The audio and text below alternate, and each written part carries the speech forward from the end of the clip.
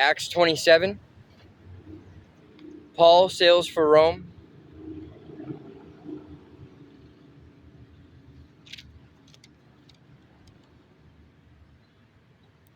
When the time came, we set sail for Italy. Paul and several other prisoners were placed in the custody of a Roman officer named Julius, a captain of the imperial regiment. Aristarchus, a Macedonian from Thessalonica, was also with us. We left on a ship whose home port was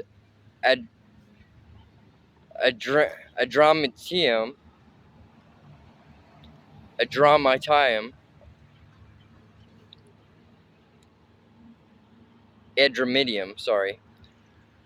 I had to think about that one. Adramyttium, on the northwest coast of the province of Asia. It was scheduled to make several stops at ports along the coast of the province. The next day, when we docked at Sidon, Julius was very kind to Paul and let him go ashore to visit with friends so they could provide for his needs. Putting out to sea from there, we encountered strong headwinds that made it difficult to keep the ship on course. So we sailed north of Cyprus, between the island and the mainland. Keeping to the open sea, we passed along the coast of Cilicia and Pamphylia, landing at Myra in the province of Lycia. There, the commanding officer found an Egyptian ship from Alexandria that was bound for Italy, and he put us on board. We had several days of slow sailing, and after great difficulty, we finally neared Cnidus.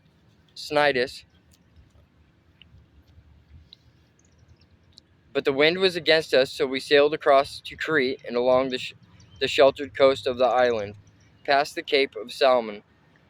We struggled along the coast with great difficulty and finally arrived at Fair Havens, near the town of Lasea. We had lost a lot of time. The weather was becoming dangerous for sea travel because it was so late in the fall, and Paul spoke to the ship's officers about it. Men, he said, I believe there is trouble ahead if we go on.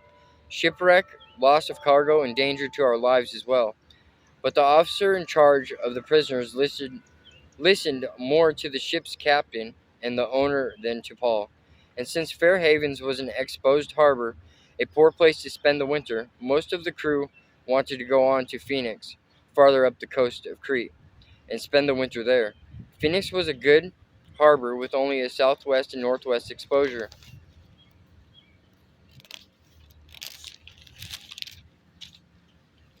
The storm at sea. When a light wind began blowing from the south, the sailors thought they could make it. So they pulled up anchor and sailed close to the shore of Crete. But the weather changed abruptly, and a wind of typhoon strength, called a northeastern, burst across the island and blew us out to sea. The sailors couldn't turn the ship into the wind, so they gave up and let it run before the gale. We sailed along the sheltered side of a small island named Cauda, where with great difficulty we hoisted aboard the lifeboat being towed behind us. Then the sailors bound ropes around the hull of the ship to strengthen it.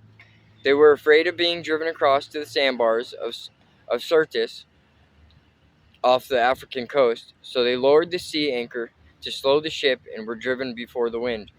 The next day, as gale force winds continued to batter the ship, the crew began throwing the cargo overboard. The following day, they even took some of the ship's gear and threw it overboard. The terrible storm raged for many days, blotting out the sun and the stars until at last all hope was gone. No one had eaten for a long time. Finally, Paul called the crew together and said, Men, you should have listened to me in the first place and not left Crete. You would have avoided all this damage and loss, but take courage. None of you will lose your lives, even though the ship will go down. For last night, an angel of the God to whom I belong and whom I serve stood beside me. And he said, Don't be afraid, Paul, for you will surely stand trial before Caesar.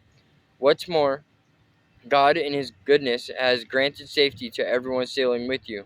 So take courage, for I believe God. It will be just as he said, but we will be shipwrecked on an island. The shipwreck. About midnight on the 14th night of the storm, as we were being driven across the Sea of Adria, the sailors sensed land was near. They dropped a weighted line and found that the water was 120 feet deep. But a little later, they measured again and found it was only 90 feet deep. At this rate, they were afraid we would soon be driven against the rocks along the shore, so they threw out 4 anchors from the back of the ship and prayed for daylight. Then the sailors tried to abandon the ship. They lowered the lifeboat as though they were going to put out anchors from the front of the ship. But Paul said to the commanding officer and the soldiers, "You will all die unless the sailors stay aboard." So the soldiers cut the ropes to the lifeboat and let it drift away. Just as day was dawning, Paul urged everyone to eat. "You have been so worried that you haven't touched food for 2 weeks," he said. "Please eat something now for your own good, for not a hair of your heads will perish." Then he took some bread, gave thanks to God before them all, and broke off a piece and ate it. Then everyone was encouraged and began to eat. All 276 of us who were on board. After eating, the crew lightened the ship further by throwing the cargo of wheat overboard. When morning dawned, they didn't recognize the coastline, but they saw a bay with a beach and wondered if they could get to shore by running the ship aground. So they cut off the anchors and left them in the sea. Then they lowered the rudders, raised the foresail, and headed toward shore. But they hit a shoal and ran the ship aground too soon. The bow of the ship stuck fast, while the stern was repeatedly smashed by the force of the waves and began to break apart.